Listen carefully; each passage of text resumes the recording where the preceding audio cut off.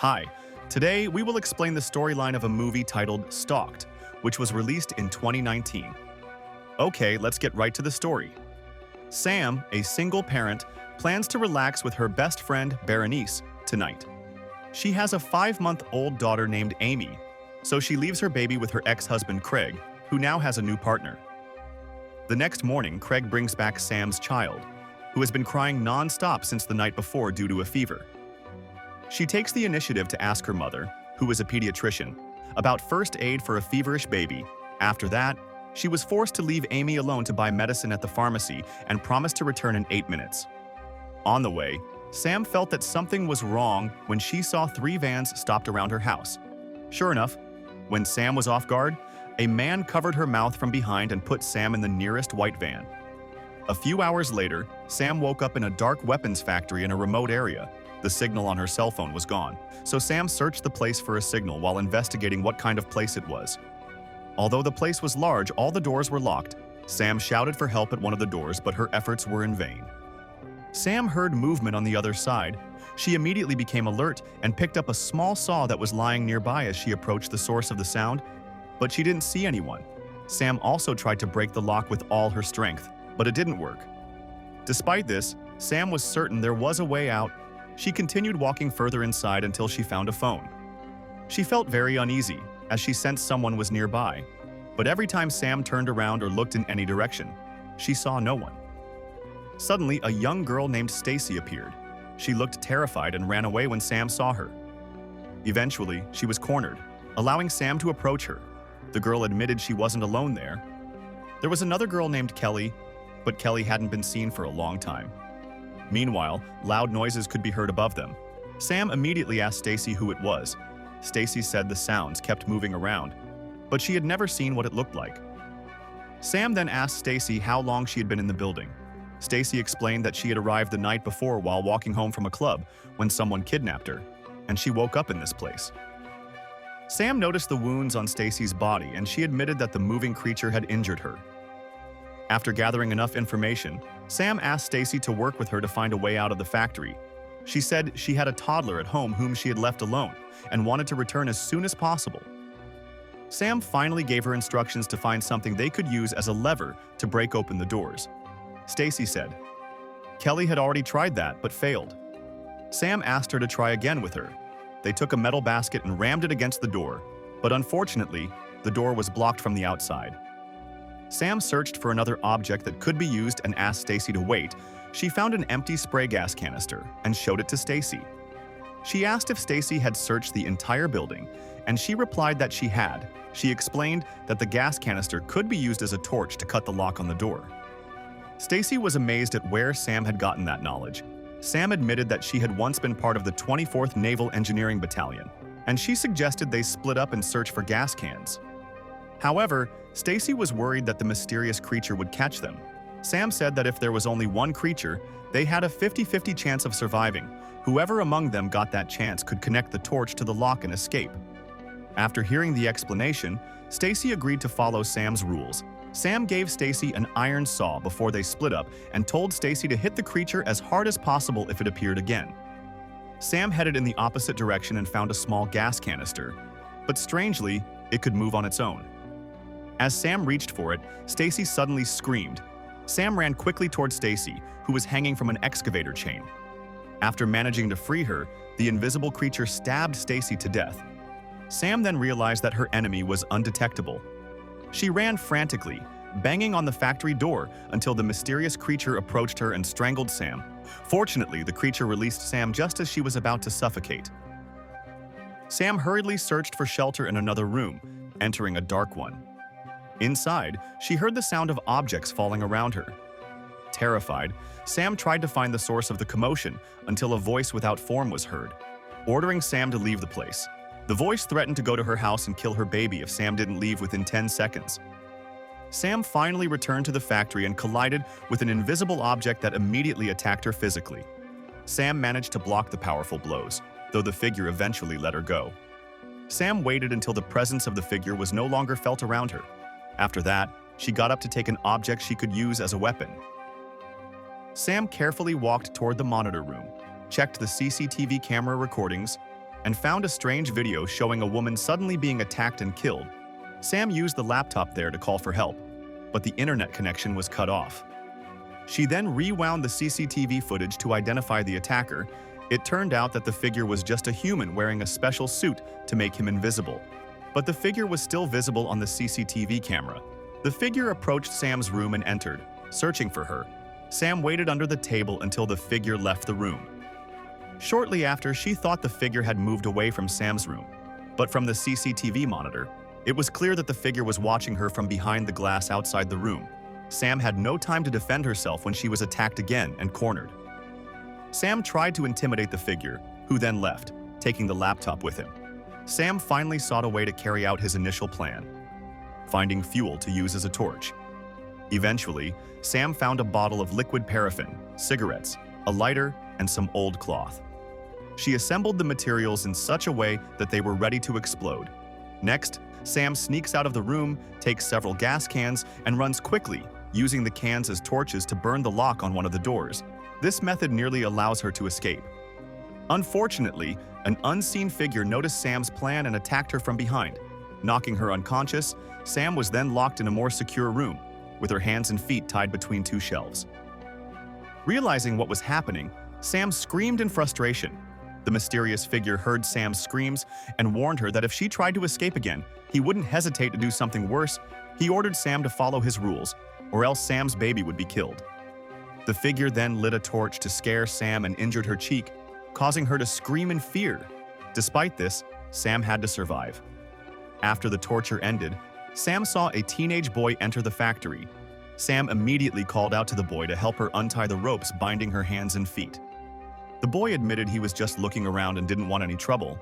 He then untied Sam's hands and feet while asking why Sam was there. Sam explained that she had been kidnapped and the man who had hurt her could return at any moment. Sam asked the boy to show her the way in from the outside. The boy led Sam to the end of the shelves and pointed to an old air vent where he had entered earlier. Suddenly, in the distance, they heard movement. Anxiously, the boy said that his father would scold him if he found out he had been playing in the factory. On the contrary, Sam felt that their lives were in danger if that figure found them.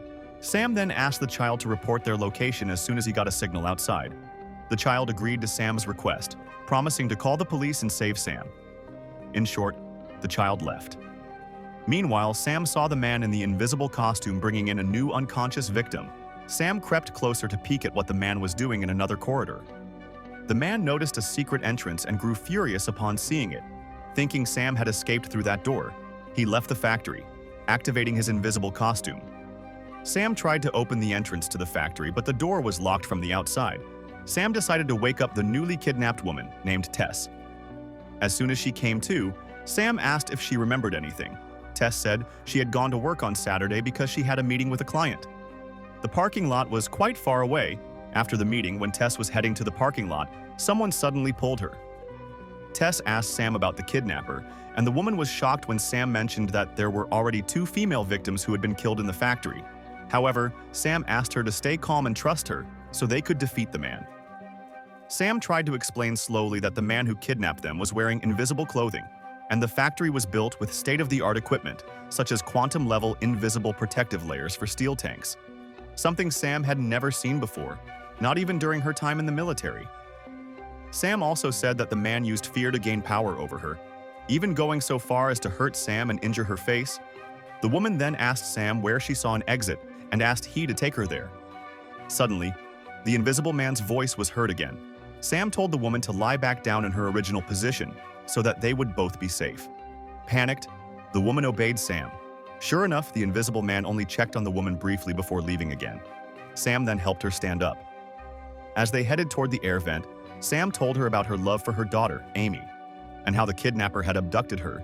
Tess felt sorry for Amy's condition, but was confident she would be okay.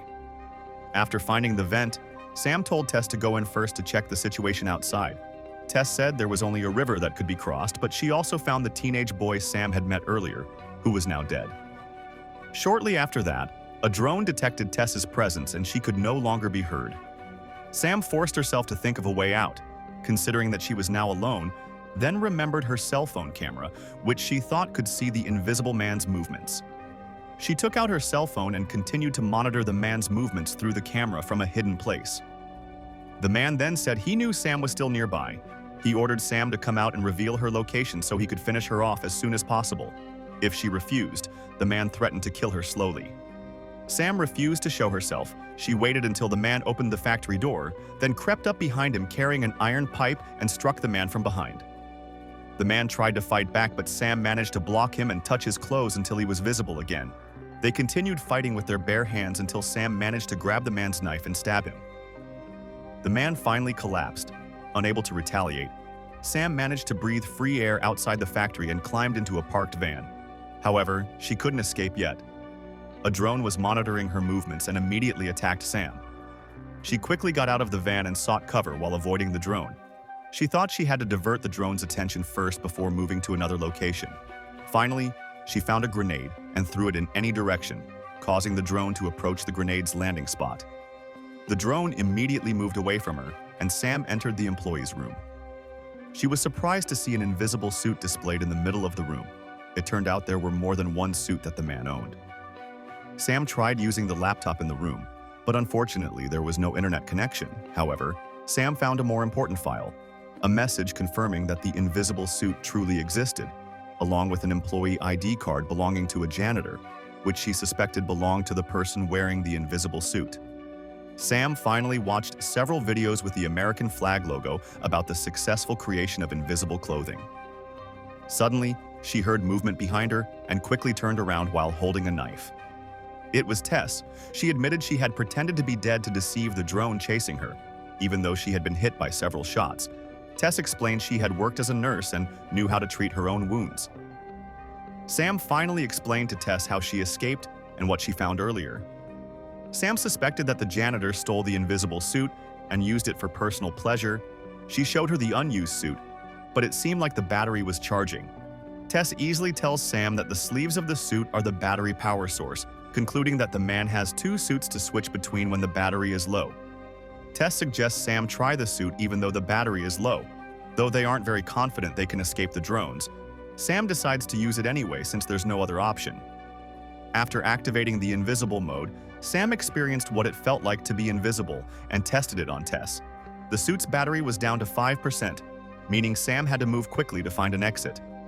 She slowly walked past the patrolling drones until she found the gate leading out of the factory. Soon, the suit ran out of power, and Sam's movements were detected by the drones. Sam hurriedly climbed the gate, causing the drone to chase her. When they were close, the drone's bullets ran out, and Sam quickly grabbed a large rock nearby and threw it at the drone, shattering it. One obstacle had been overcome, however. The invisible man was still alive. He entered the employee room and realized Tess was inside. Unfortunately, Tess couldn't see him, so the man easily sneaked into the room where Tess was hiding and finished her off. Meanwhile, outside the gate, Sam finally got a cell phone signal.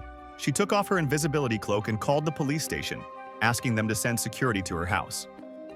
After that, she contacted her friend, Berenice, to immediately check on Amy at home using a spare key. Sam then ran to the highway and flagged down a passing car to hitch a ride. The driver immediately allowed Sam to ride along until they reached the apartment building. Sam felt greatly relieved that Amy was still there and began crying while searching for her mother. Meanwhile, the man who had driven Sam did not leave immediately. He remained in front of Sam's apartment building. He received a call from his wife asking where he was, and he told her the truth, that he had just helped a woman return home after being kidnapped. However, his wife was already suspicious that he had claimed to be working on his day off to meet his mistress. She didn't believe his story at all and told him to leave. His wife's words enraged him.